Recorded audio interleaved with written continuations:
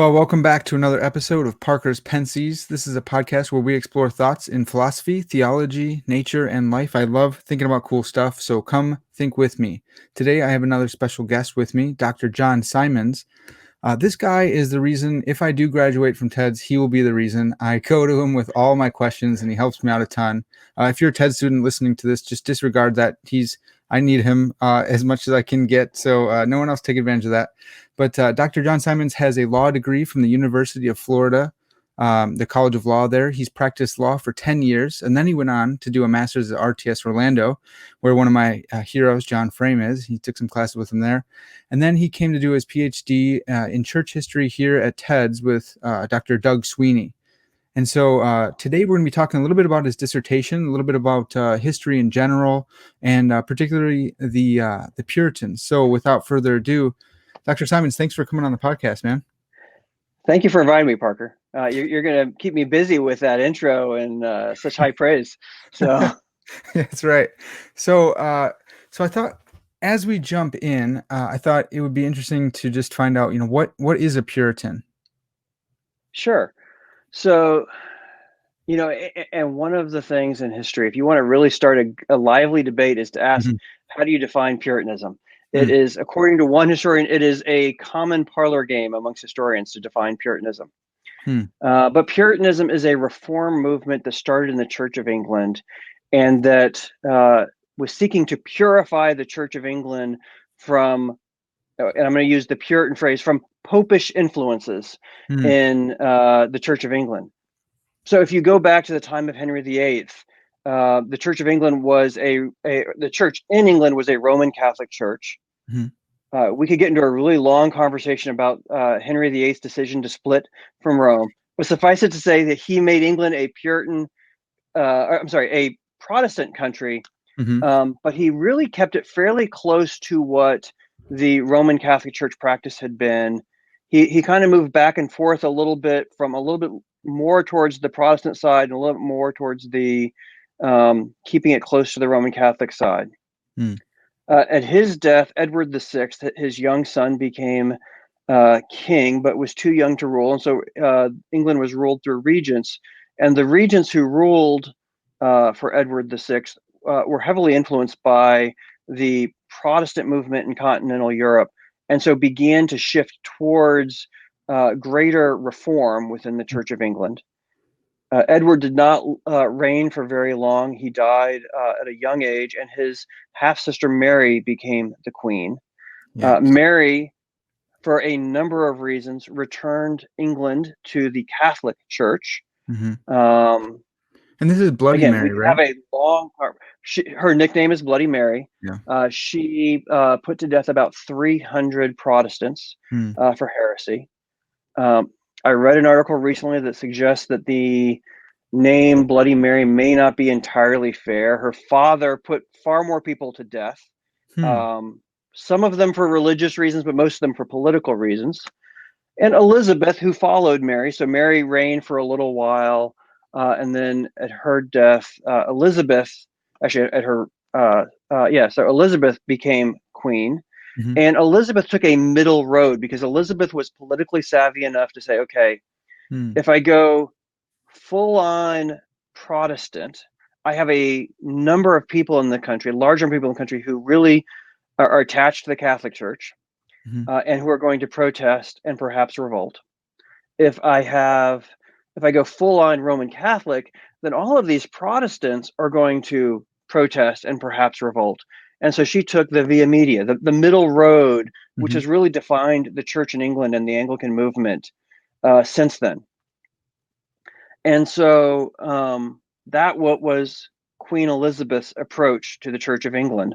But that really dissatisfied some people within the Protestant camp. They felt that her compromise allowed too much of the Roman ceremonies, Roman Catholic ceremonies, to remain part of the Church of England. They did not like, for example, wearing the clerical robes that were part of it, and some of them refused to wear the surplice. Some of them disliked, for example, the policy that if somebody lived within your parish, you were expected to baptize them, and wanted to limit baptism to the children of believers, and wanted to also limit communion to those who had professed faith and who could explain the basis for their faith.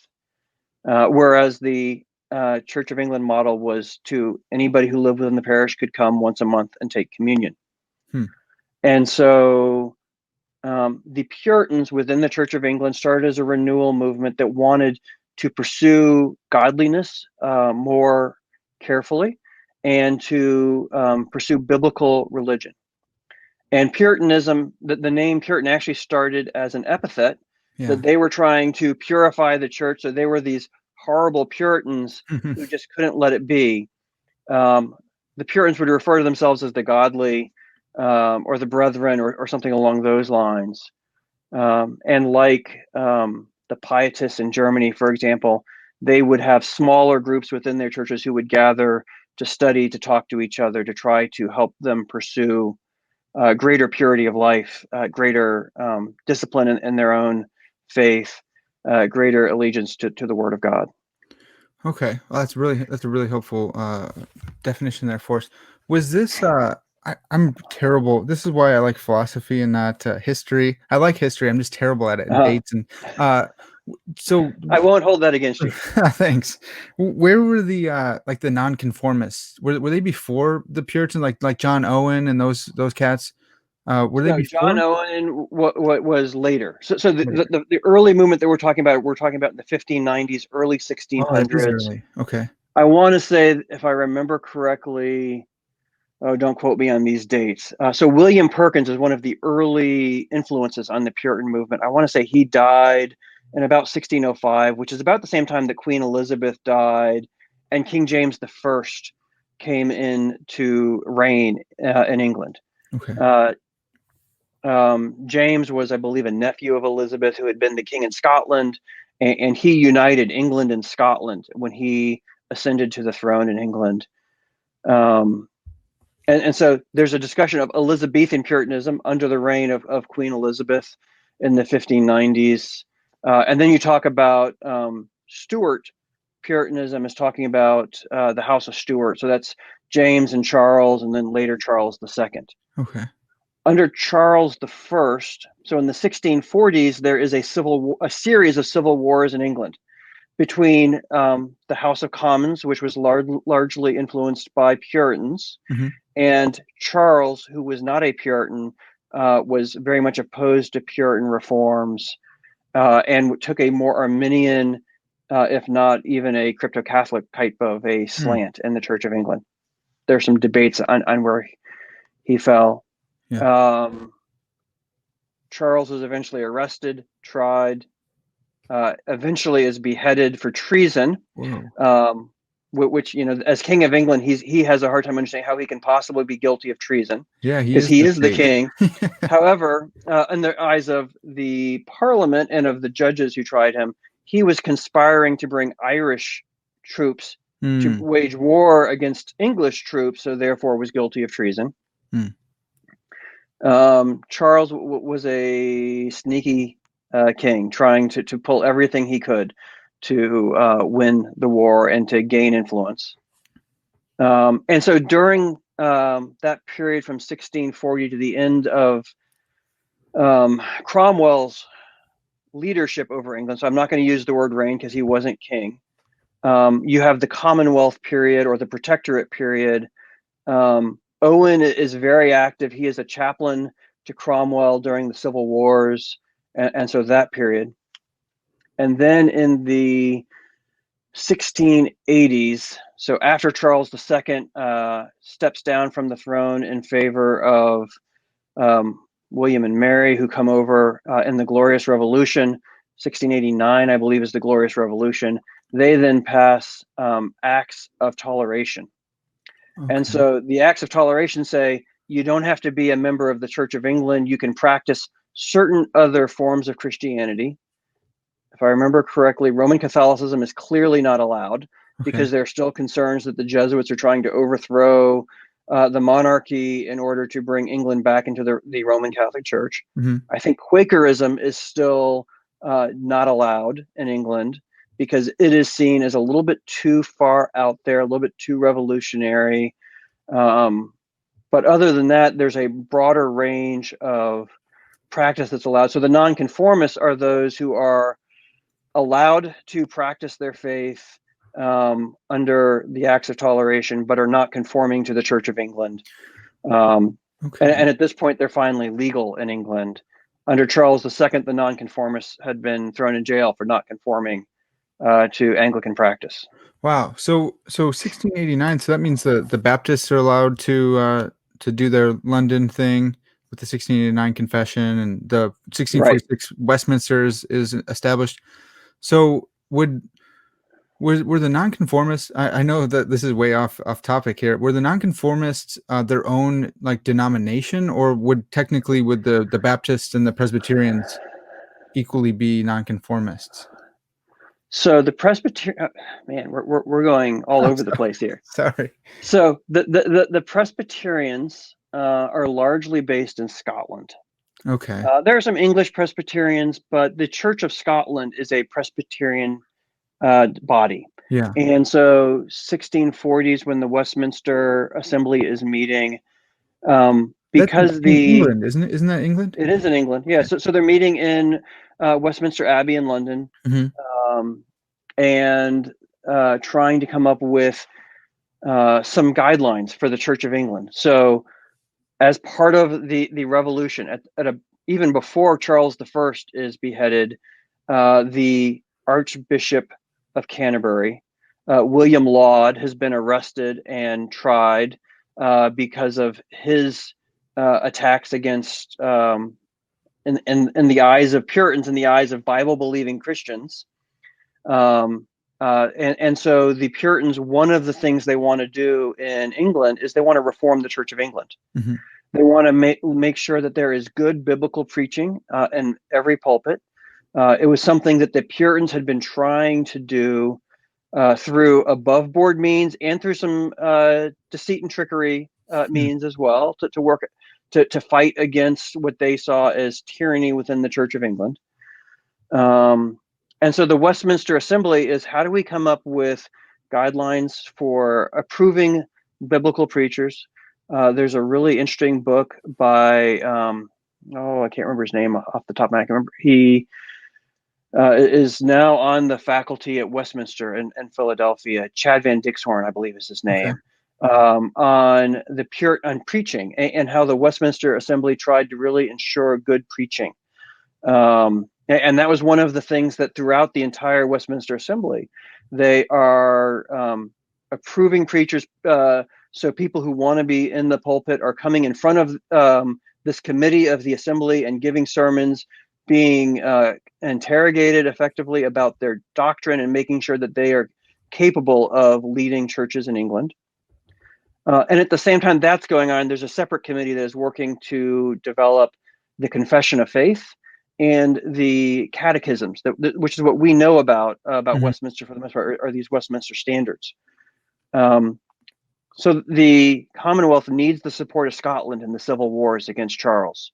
And the way that they get Scottish support is they agree to bring Scottish Presbyterians to participate in the Westminster Assembly. Ah. And over the course of the assembly, they begin to kind of take more influence and push the Westminster Confession in a Presbyterian direction. Oh. And in particular, the Book of Order that comes out of the Westminster Assembly is very much leaning in the direction of Puritanism. If you look at Wow. the Baptist statement of 1689, it's very similar in doctrine He to the ripped it off. Westminster Assembly. Yeah. But what's different is anything that relates to church order and church governance, Hmm. they've adjusted to Baptist practice and Baptist faith. Yeah.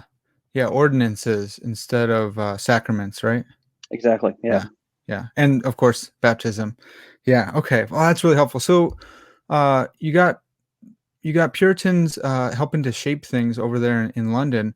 Why did they ever end up leaving and coming to the New World?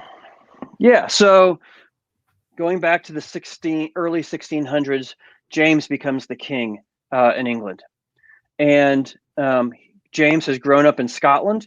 under the Church of Scotland, under good Presbyterian influence, and the Puritans start to get really hopeful that this James, he's a good Presbyterian lad. He'll come help us get Reformation going in England and get us to purify the church again. Mm-hmm.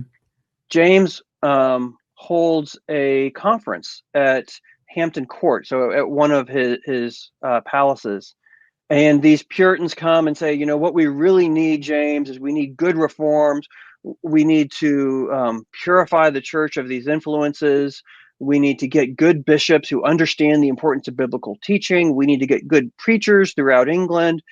And James says, yeah, no, we're not going to do that because you Puritans don't like bishops. And if you don't like bishops, that means you probably don't trust kings either. And so if I let you start to shape the Church of England, I'm going to have a revolt and you're going to undermine my authority as king.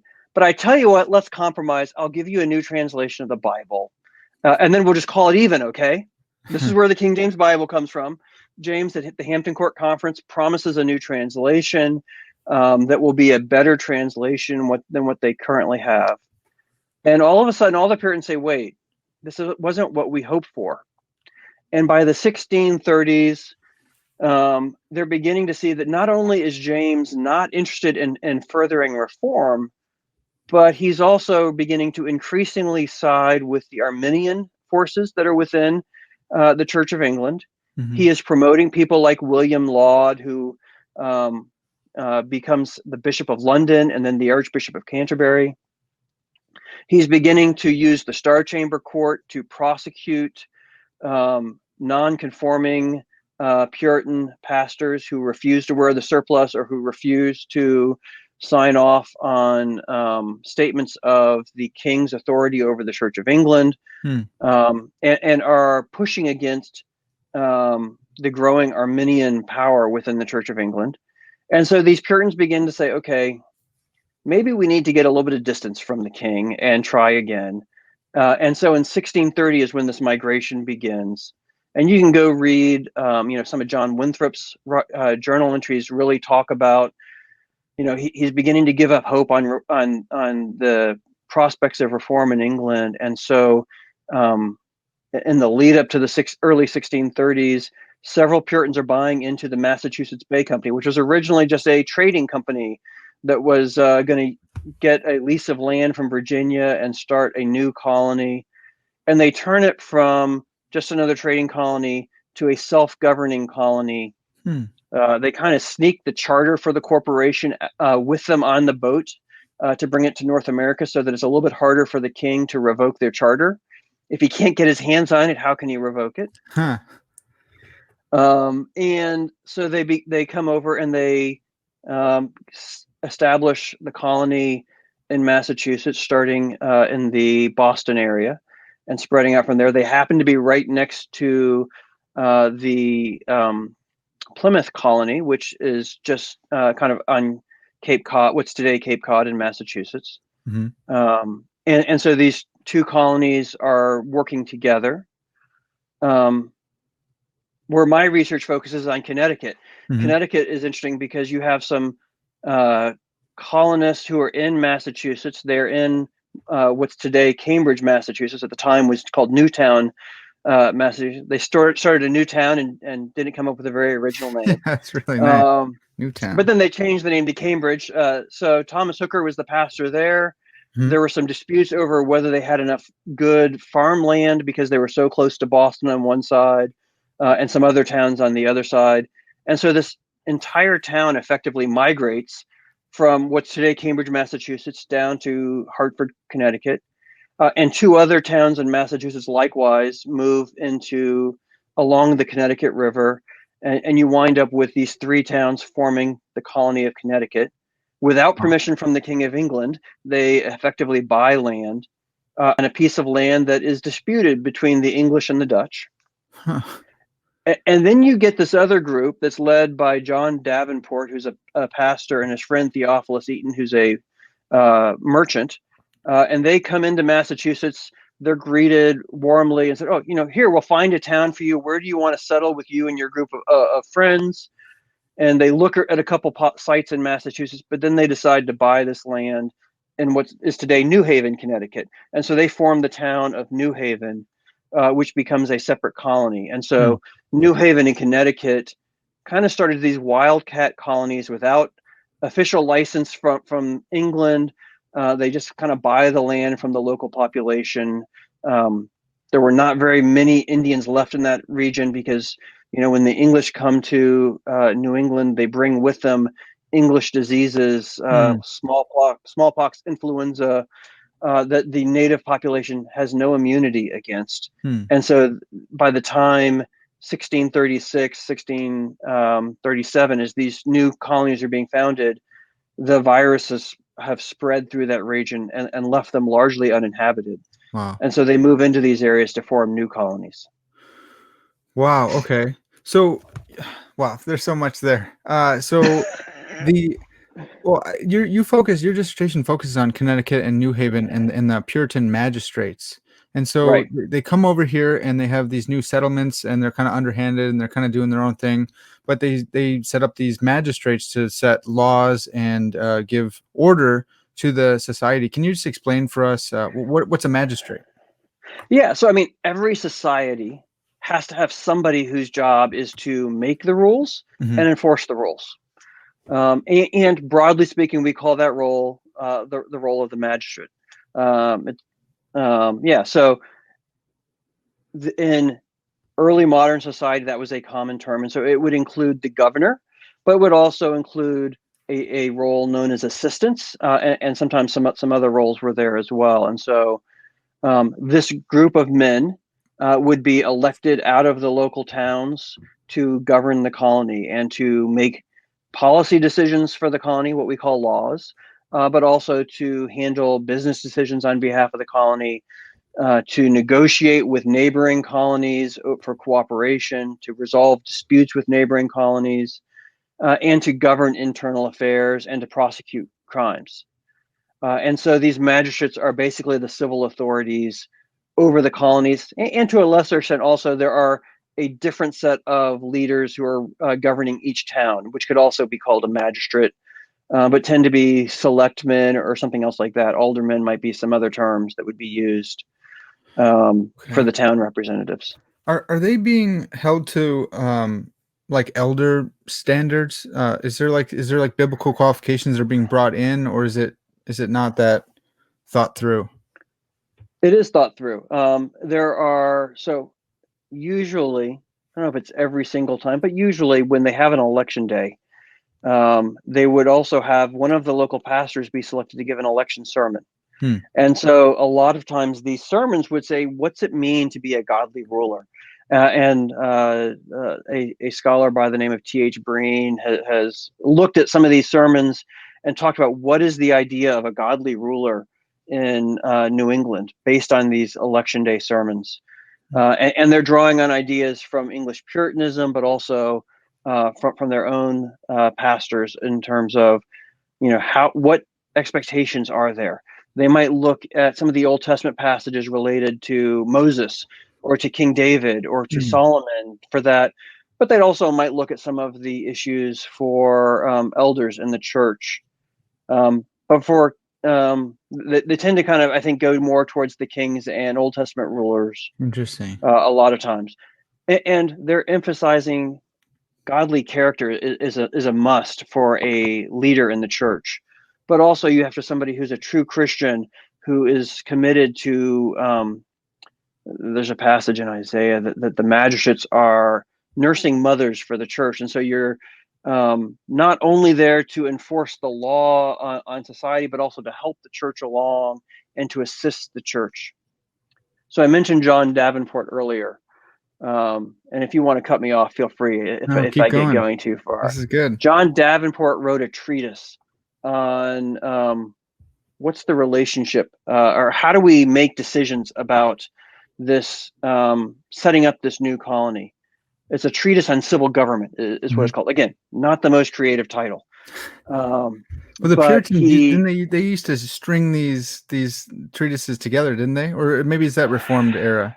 No, they do, and I don't remember the full title. The full title, it's a treatise on civil government, and then it talks a little bit more about, something about, for what should be the rules to govern a new society or something like that. I wish I had the title in front of me.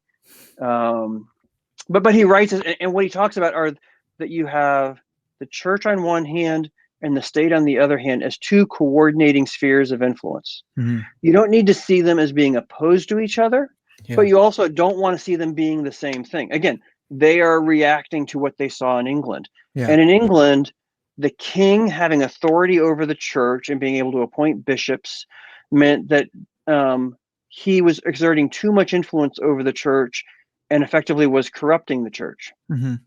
At the same time, you don't want the church having too much influence over the state, because they would look at the Pope and say, okay, the Pope, one of his problems, there were many that they would cite, but one of his problems is he was exerting way too much influence in the Reformation era over the Catholic monarchs. And was telling, having far too much say in who could become an emperor or a king or what could they do.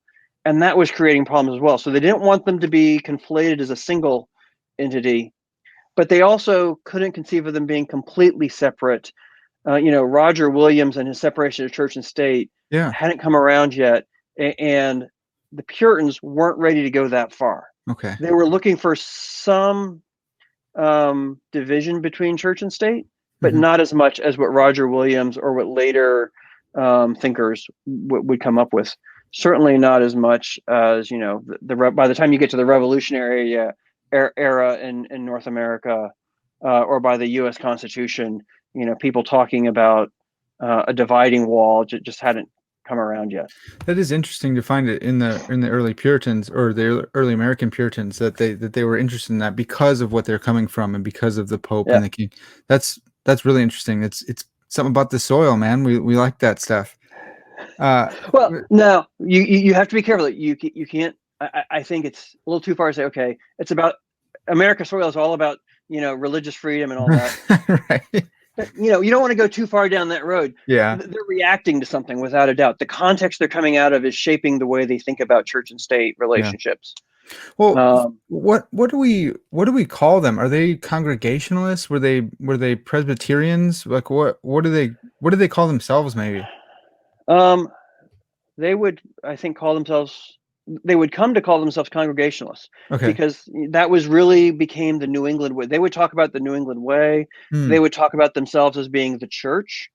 One thing that was distinctive about the early churches in all four of the Puritan colonies. So Plymouth, you could argue whether you call them a Puritan colony or a Pilgrim colony.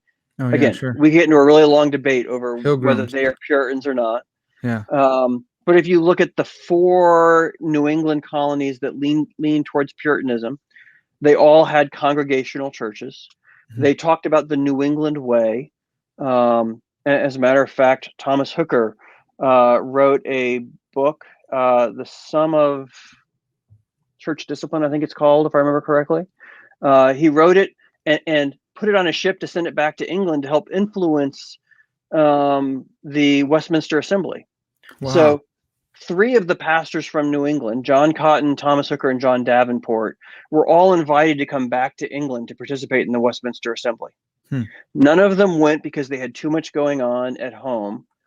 But both Hooker and Davenport sent books across trying to influence the assembly in favor of congregational rule, because they were not sold on the idea of Presbyterianism. And for at least some people in New England, the idea of giving up the power of each congregation to decide for themselves where they stood on issues, even to give it up to a presbytery, was more than they were willing to do. There were 1 or 2 towns that tried to start a Presbyterian church, but those kind of were not allowed. And it eventually, the magistrates began passing rules. Okay, you can't start a church unless you pass some tests. And one of them is you need to get the approval of some neighboring clergy that you need a new church, and we want you to at least come to us to get our blessing, so that we can make sure that we don't let any Presbyterians in. Well, that sounds a little bit like a presbytery. Like it does a little bit, but that's as far as it goes. Is okay. Yes, you need a church. Yes, you're okay to go. Later on, well, you've heard of Jonathan Edwards, for example. So Jonathan Edwards lives 100 years after the period we're talking about. He lives in Western Massachusetts, just north of Connecticut. And one of the things he gets in trouble for, or gets into a controversy at least over, is the church in Springfield, which is just down the road from Northampton, where he is the pastor, wants to bring in this man named Robert Breck to be their pastor. And he's concerned about Breck's theology and the consociation of the pastors there in that region, in the Hampton Conference of Churches there, puts up a protest and says, this really isn't the guy you want to bring. We don't approve of him. And the congregation eventually puts their foot down and says, yeah, you don't have to. We're a congregation. Yeah. This is what congregation means. We get to make this decision. You're going to have to live with Breck as the pastor. And there's kind of a kerfuffle that goes on between Edwards and some of the other Western Massachusetts pastors. And there's this idea that maybe the Connecticut churches are a little bit more given to consociations of churches that behave a little bit more like a presbytery, but in Massachusetts, they don't go there. But even in Connecticut, they never really go very far down that road. And anytime that there's a dispute in one church and neighboring churches try to come in and help, that one church says, yeah, don't meddle. So. Wow, that's so interesting. So today the Baptists are Congregationalists usually, right? Who else? I guess who else today is a Congregationalist? There are a number of churches. Well, okay, the Baptists are not direct lineal descendants of the Congregational churches, right? In they New just England. Happen to be also the same rule. Yeah. So there were the Congregational churches as a movement, and I think there still are some Congregational churches. Right. So some of the movements that kind of connect to that are the United Churches of Christ. So the UCC has ties to historic Congregationalism. Okay. Also, the Unitarian churches come out of Congregationalism to a large degree and follow congregational rule. Interesting. But then there are a number of evangelical denominations that lean towards Congregationalism. Yeah. The EFCA, so the denomination that is the parent organization for Trinity, is a congregational rule denomination, which makes denominational dynamics a little bit interesting. Yeah. Baptists, as you say, are some of the restorationist type churches. So the Stone Campbell movement, Disciples of Christ type churches tend to be more leaning towards congregational rule. Disciples of Christ, that's interesting. One of my ancestors was one of the founding members after he helped start Mormonism and then repented of. Wow. He's one of the three names on the Mormon temple, and then repented of that, went to the Disciples of Christ, and that denomination kind of spiraled later. But some crazy family history in there. Interesting. We should talk about that sometime. Yeah, maybe. Yeah, I don't know if I want all of that out there, but yeah. But right. Yeah. Off air, we should talk about it sometime. Yeah. Conversation. There you go. So there's still Congregationalists out today, but yeah, that's interesting. Is there a direct line from Puritans, or did the Puritans get subsumed into American Presbyterianism, or? Theologically, yes. Organizationally, not so much. So the Congregational churches are the direct descendants of the early Puritan churches. Okay. And so if you were to go into New England and see a church that says Congregational Church on their sign, particularly if it's a very old church, it's very likely to be the direct, connection to these early New England churches. I thought those kind of the mainline Congregational churches fused with Anglican churches. Did that happen as well? I don't know all my church polity here. Right. So 1665. So this deals both with history and polity. Yeah. So 1665 is when Cromwell dies. The monarchy is restored in England. Charles II is brought out of exile and back to London to reign as king. at least until the Glorious Revolution 20-something years later.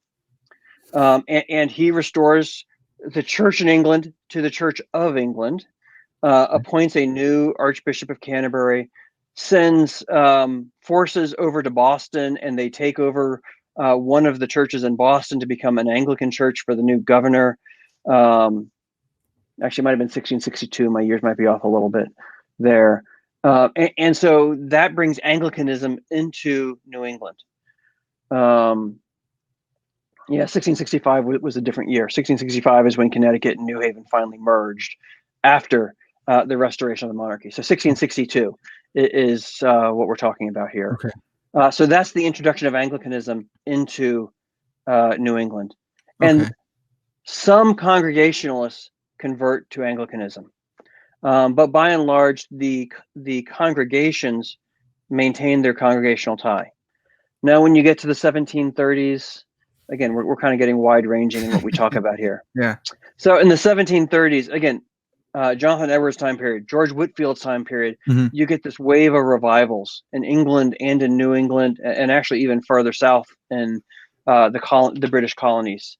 We call it the Great Awakening. And so there begin to be some divisions in some of these congregational churches in New England. Some of them have what's called an old light pastor who doesn't really approve of the revivals, but some of his members become new lights and want to promote the revivals. And so some churches split as a result of the Great Awakening over divisions over whether these awakenings were mere enthusiasm or were the work of God. Right. But still, they're both of the resulting churches would still be congregational churches for the most part. So yeah. Okay. Well, yeah, that's helpful. It's so interesting to think through the history there. So, again, we're going so far afield from. So, thanks for being stretched here, man. I'm stretching your limits here, but you've been killing it. Even making distinctions between 1665 and 62. That's been so great. But so like Edwards, he's Congregationalist. But was he in like a denomination where he had, because Congregationalism, they have the authority within the congregation. So it seems to me, I'm just thinking of this now, that it seems like it's functioning like a non-denominational type church, but they are. Congregational churches function because they are so, and non-denominational churches are by and large congregational churches. They don't use that label per se, but that's their church polity. Right. Well, and ultimately, what happens with Jonathan Edwards when he's kicked out of the church at Northampton is a result of congregational rule. The congregation or the leadership of the congregation votes him out, and then they can't find anybody else to come take over the pulpit. So they would hire him to come and preach supply in the same church where they just fired him. Yeah. And I want to say he did that for maybe a year before he took a position in Stockbridge, Massachusetts, at the Indian mission there. Actually, it was probably shorter than that. But for some period of time, he's been fired. He's continuing to preach there because, well, he needs the income because he's got kids, and they need somebody to fill the pulpit. So while he's looking for his next position, and while the church is looking for their next minister, they kind of work out this. That seems so awkward. Yeah, you think? Man, I'm glad I'm not in that position right now. So this is something that we were talking about off air about New Haven, and how some folks would say, if you want to see a true Puritan, look to New Haven. Can you kind of like re-personate for us?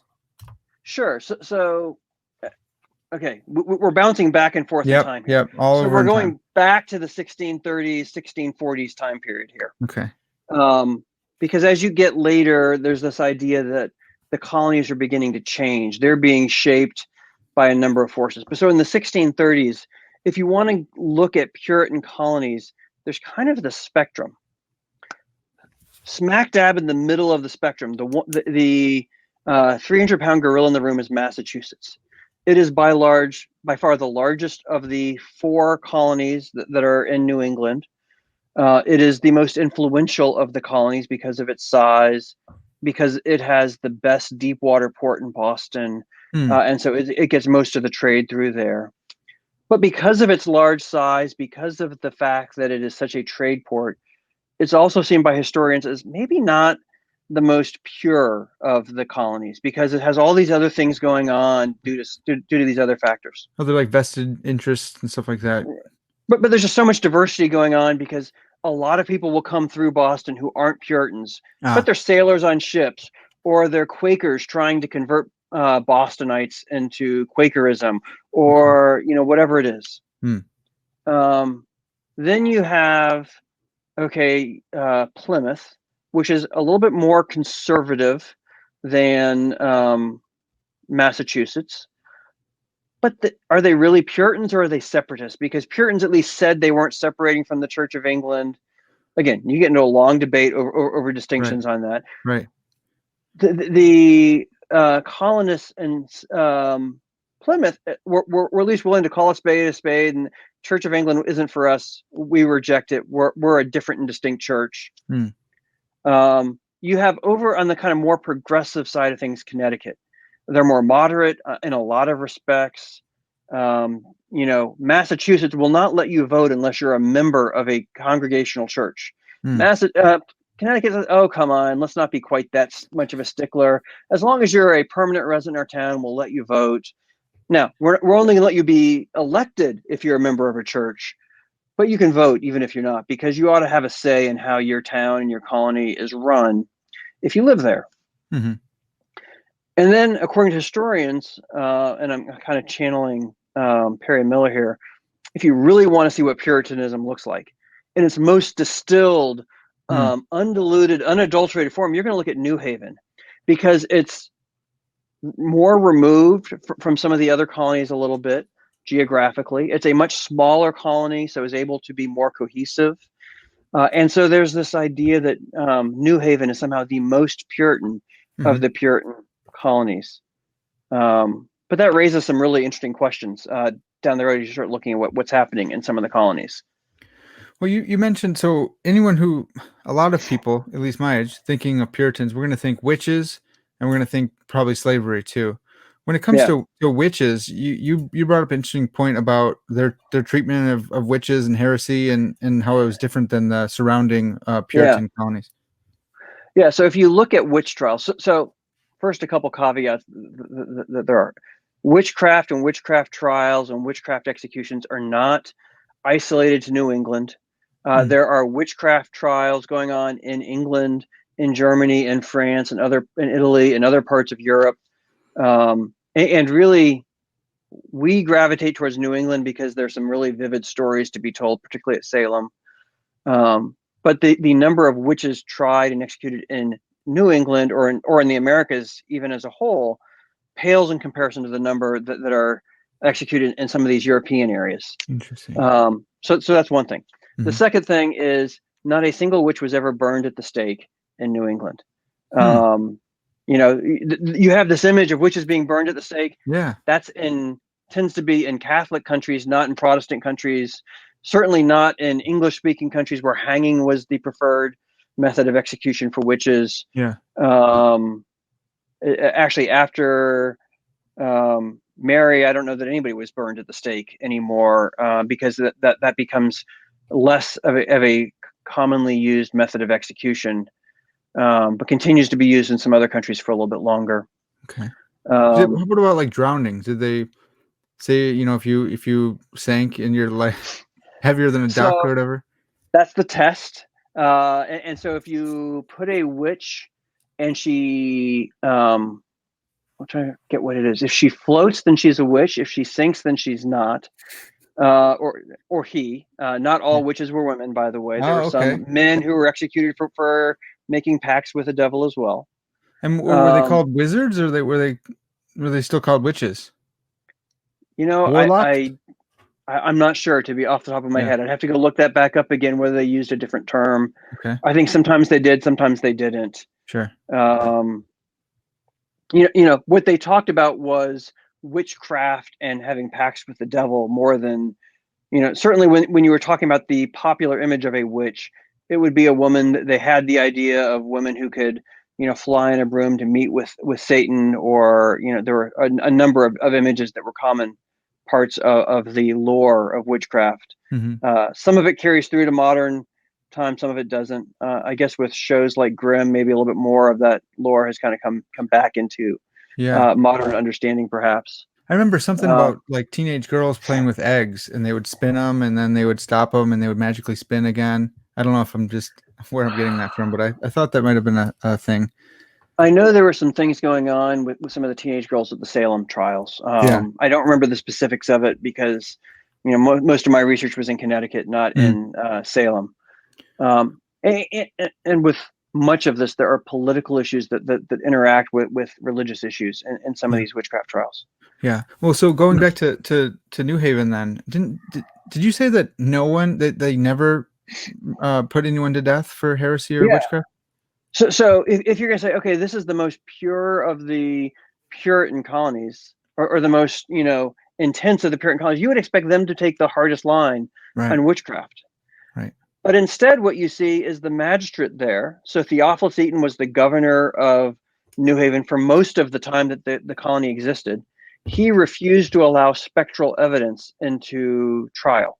And just simply wasn't willing to go there. So spectral evidence is the idea of, I looked at this person who I'm accusing of witchcraft, and I just knew that they were a witch, or I got this chill when they walked past me, or I had this dream, and in my dream I saw this as the witch.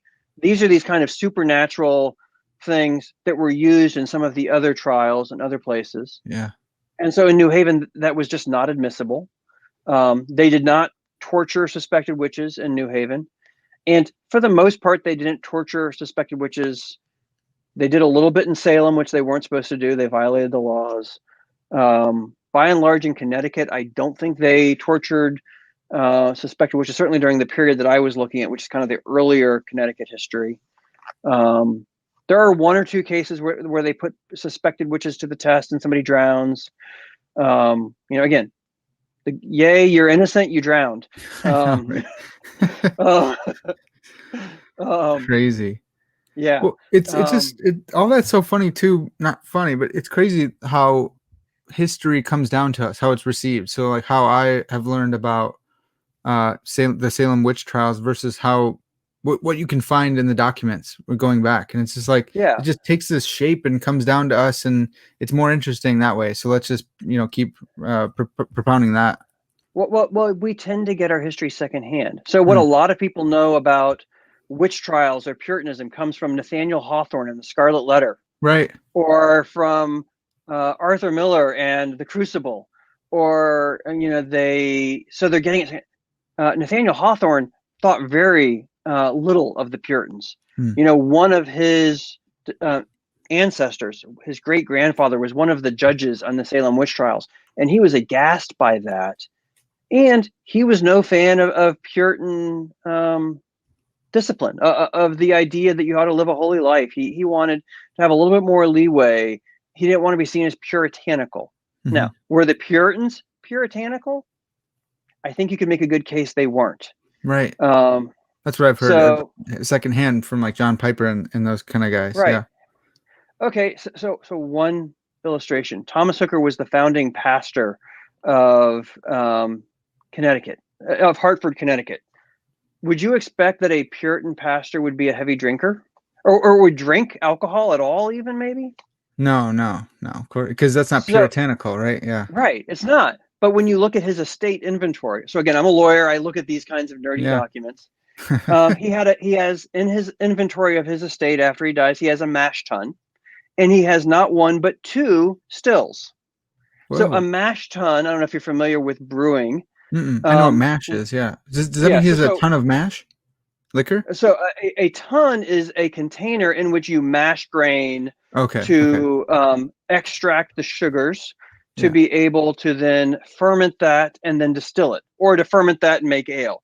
So in New England, you couldn't just go to the store to buy a case of Budweiser or whatever other.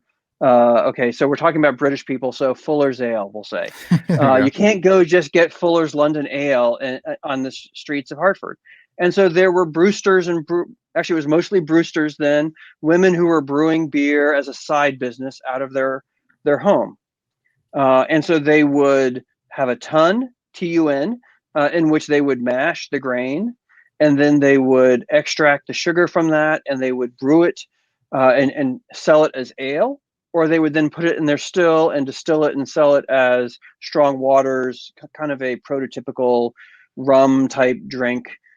Probably not aged in barrels, probably not as good as, modern day bourbon or rum or gin, what have you. Yeah.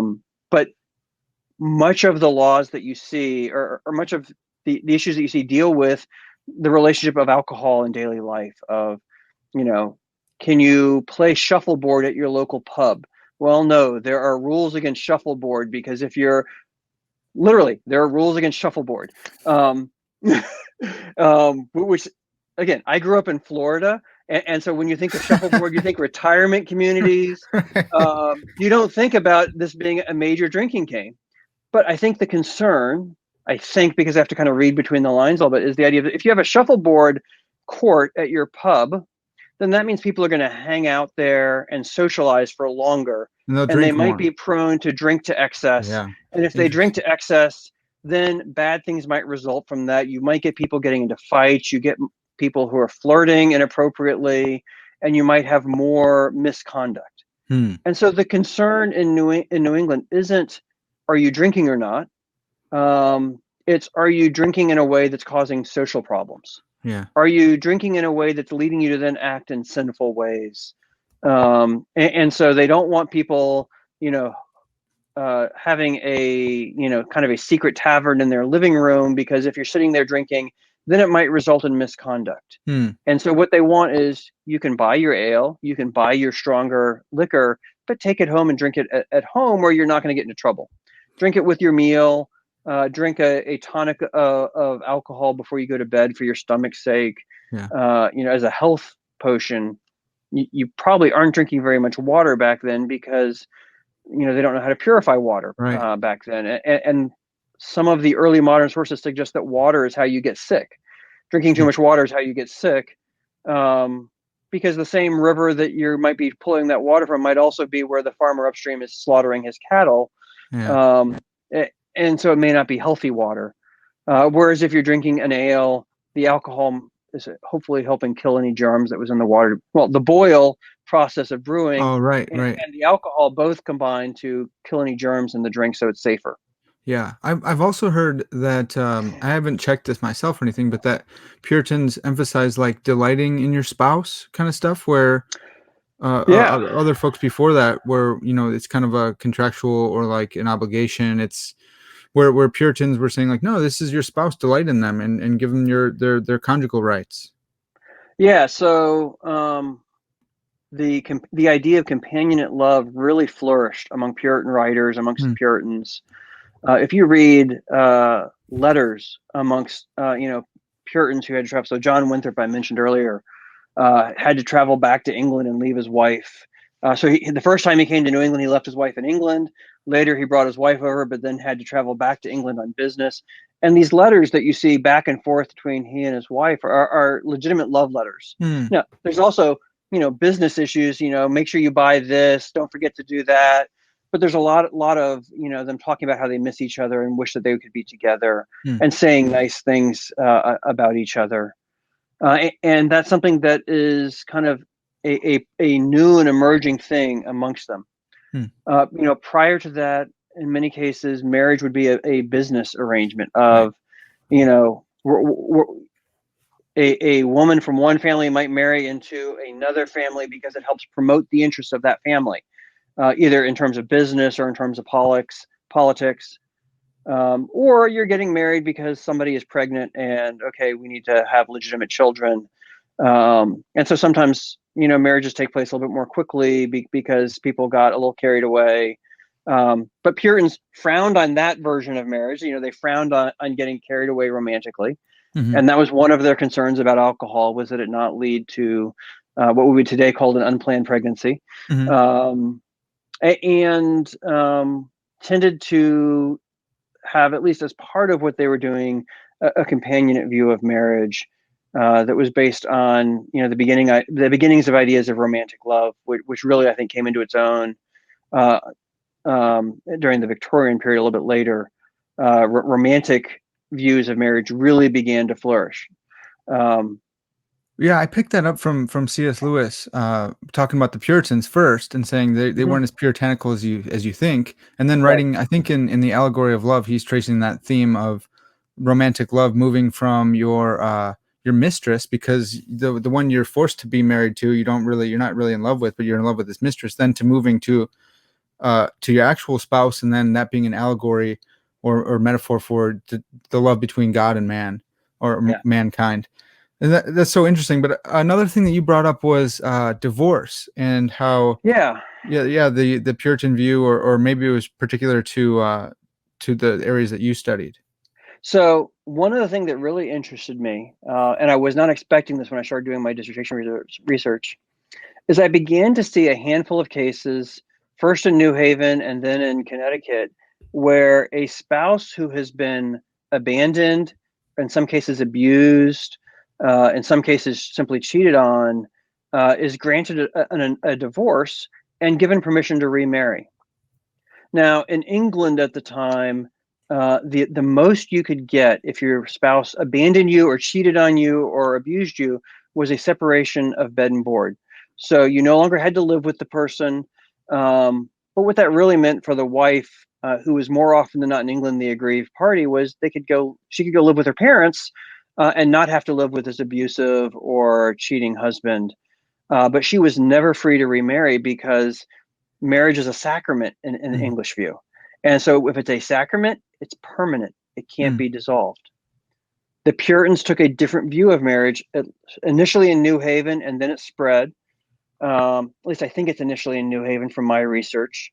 I haven't found any earlier cases of divorce in the other colonies there. And so they saw marriage as a blessing from God on a person.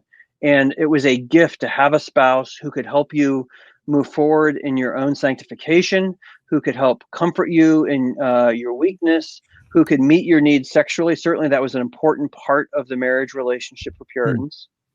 And so the idea of, again, I'm going to go with the stereotype of this woman who's been aggrieved by her husband, who has gone and married somebody else in another place and abandoned her.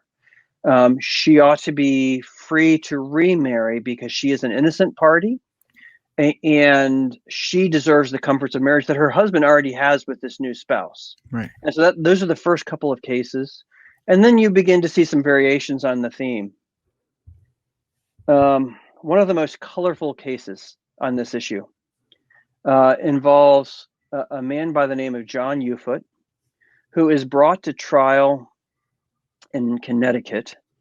I'm drawing a blank on which town, but in Connecticut, he's brought to trial because his father's maid has gotten pregnant and has named him as the father of this unborn child. Whoa. And this was a common occurrence in Puritan in New England society. People, they have sex, they get pregnant when even before they're married, it Mhm. happens. And so the magistrates call in the couple and say, okay, this is the punishment that you're going to have to go through. But John, we're really curious about this because a couple years ago, you were before us for an annulment of your marriage to another woman. And in that marriage, you swore that you were impotent and unable to, um, seal your marriage with sexual union. You're unable to consummate your marriage. So what happened?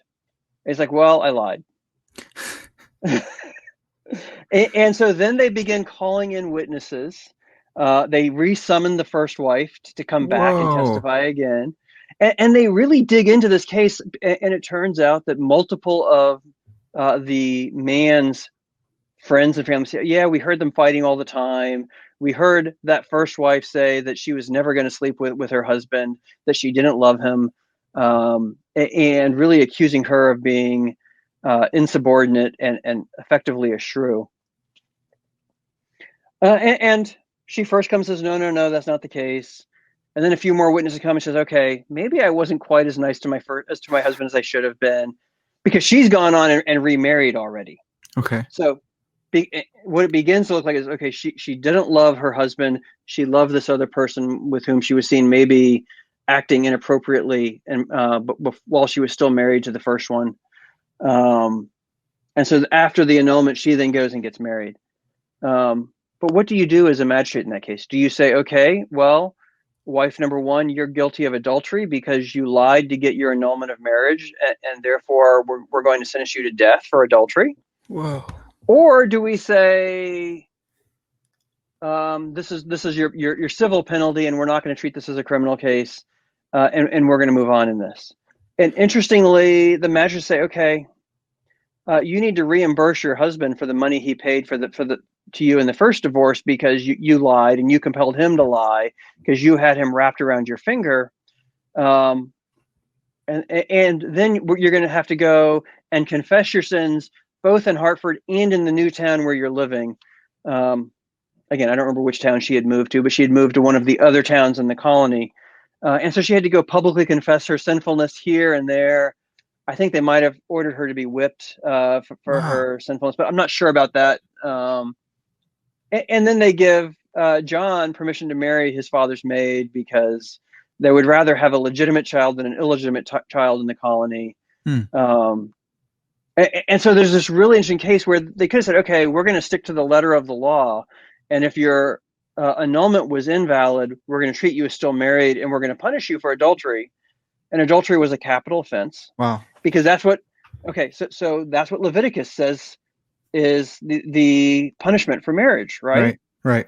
And if you are a Puritan who believes the Bible and wants the Bible to influence everything you do, then you're going to have capital crimes that match with what Leviticus says and what the Bible says generally. Mm-hmm. But they're kind of hesitant.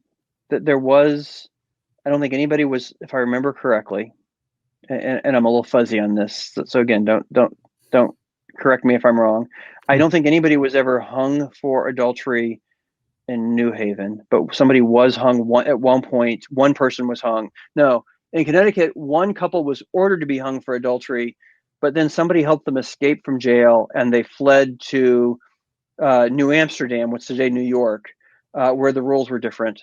And so I don't think anybody was actually hung for adultery in either colony. Wow. There might have been one person who was hung. I can't remember which colony, but the legal records don't show who it was that was hung. Whereas in Massachusetts, you get a few cases of people being hung for adultery, but not very many. They're trying to find ways to work around that law, I think, is my reading of it. Yeah, man, that's so interesting. I wonder if I don't think Scarlet Letter is a true story, right? It's not based on a true story or anything. No, it's a fictional story that Hawthorne made up. So if I forgot, I read the book in high school. I forgot the woman's name, but if she had a certificate because her husband was presumed dead or whatever, then that whole Scarlet Letter situation would have never came about. She could have been with him. It would have been fine. She could have been. I can't remember the timing. So Hester Prynne is her name. Oh yeah, that's right. Alfred something or another is the pastor and the minister in that one. I forget his last name.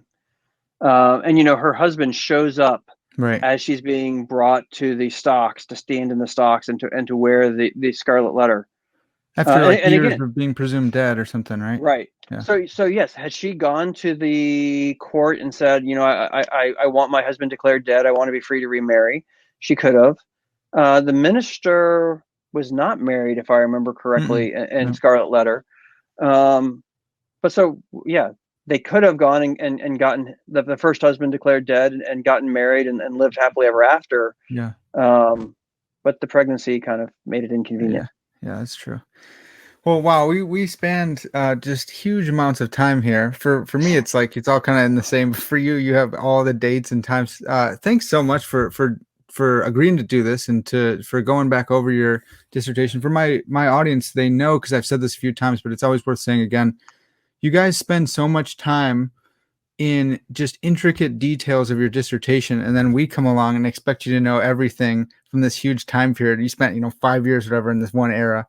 And so I'm so grateful that you were willing to rehash all these different parts. I think our audience is going to really love this. I hope your audience hasn't fallen asleep by now. Because, to me, this is interesting. I can see to a lot of people it may not be quite as interesting. So I'm glad that you find it engaging and want to talk about it. Yeah, super interesting. But yeah. Yeah, well, so it's gonna have to do it for us now here. But Dr. Simmons, I would love for you to come back on and talk history sometime. That'd be great. Sure. Awesome. That'd be fun. Awesome. Well, we talked about a lot of stuff, folks. That's gonna have to do it. This has been Parker's Pensies, and as always, all glory